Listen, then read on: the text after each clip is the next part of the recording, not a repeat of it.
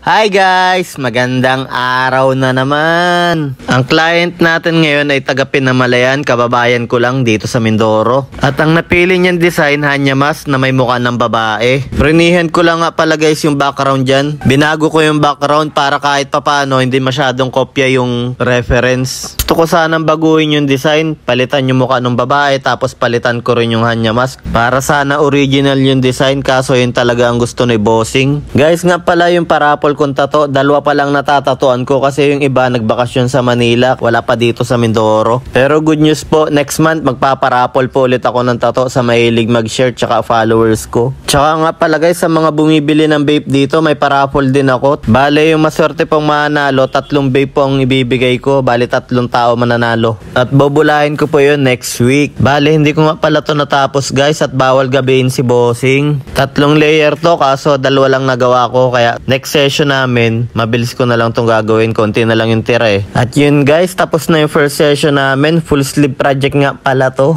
At kung napapansin nyo guys, medyo maganda na naman ang kuha ng video ko at nandito na naman si Jambu.